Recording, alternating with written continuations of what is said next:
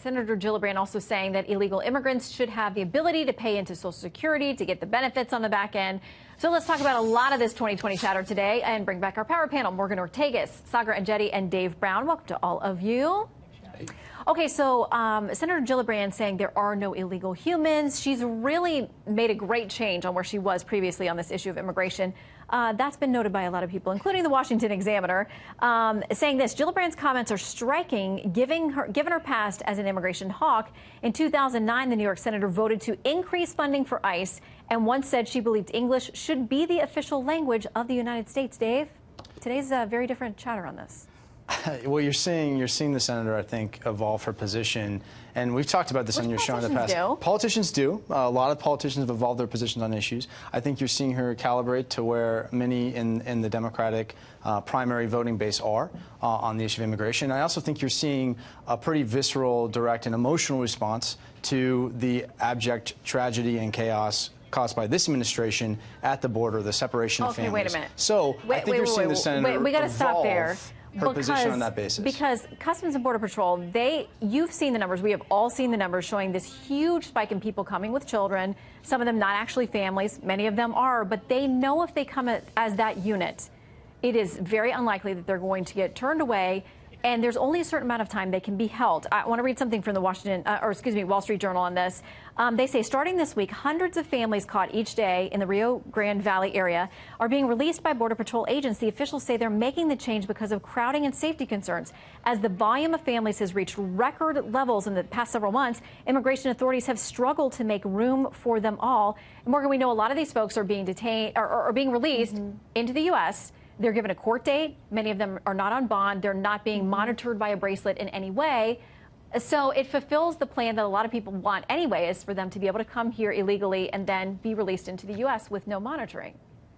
Right, and that's exactly why you pointed out at the beginning of the segment that we've seen such a makeover by Senator Gillibrand on this and many issues. She actually had the reputation in the Senate for being a moderate for quite some time, and you know, I think the big difference, and I see her and someone like Elizabeth Warren, as Elizabeth Warren is known for the positions. You could disagree with her on a lot of policy, but they seem very genuine. They seem very sincere. When I see Senator Gillibrand, it seems to be this very hyper delivery. Like she's really trying to make all of us believe that she really is a liberal. And I don't find it as sincere as you would say Bernie Sanders or Elizabeth Warren, people who I do not agree with, but who have held these positions for a long time. So she has had quite the career makeover here. And, you know, the question for me is, as someone who used to be a moderate, like Senator Gillibrand, is running to such extreme left positions, what is any nominee of this party going to be forced to take as it relates to the 2020 election? And I just don't see any chance for any sort of moderate survival at this point. Well, but Sagar, you know, this is a game in the general. They're going to pull back more to the center, or at least we think that's what generally historically happens. But you know, after the primaries on both sides are done. Well, what they're all fighting for is a way to differentiate themselves amongst the progressive Democratic base. Senator Gillibrand now has Social Security for illegal immigrants. Elizabeth Warren has abolishing the Electoral College. Many others have packing the courts. These are ways that they can get different attention. They can blow up in the progressive media sphere, drive the advertising dollars, and that's how they generate income, and that's how they generate fundraising dollars for themselves. Okay, Sagar, I also want to ask you about something you've been in the middle of this week.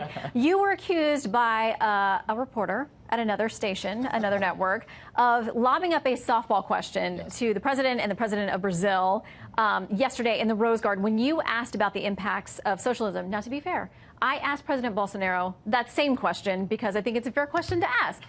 It was called a softball by you. Then some folks took some past interviews and questions from this individual, in which they asked President Obama if he was having his best week ever. Right. Do you feel like there's a double standard, or do you think it was fair to come after you for that question? Yeah, there's a double standard. You're right, Shannon. I guess it's not news to ask the President of the United States about court packing, about social media censorship and executive changes, and then to ask a foreign leader what would happen if a socialist were to replace President Trump in office. But, you know, some people get upset by that. They may rather ask about a best week ever. One of his colleagues He must ask President Obama how enchanted he was in the Oval Office. So I can only aspire to that journalistic standard set by them. Dave, are you enchanted by Saagar and his questions? I mean, this is as bad as asking me about someone else's marriage. He's sitting right there. What can I say? You gotta keep it real. He's right there. No, look, here's what I would say on this. Saagar, I'm not going to ever tell you how to do your job. I just hope that every member of the media asks the President of the United States hard questions, tough questions, fair questions, and that you're holding... Regardless of party. Morgan, I think that's fair, right. Although, Morgan, you know there are a lot of people on Twitter and social media who love to tell us how to do our jobs. And they love to tell us what to wear and how to do our hair. Lip gloss included, earrings, everything. Boo, boo. That's true, Shannon, but you're the best, Shannon. No one can beat you at that anyway. Right. My earing game is strong. And my questions, too, I would like to thank. I tried for you, Shannon. I brought my earring game tonight. You are always brilliant and beautiful, as are the gentlemen joining us tonight. Power panel, we thank you very much. Thank Come you. back soon. Thanks, Shannon.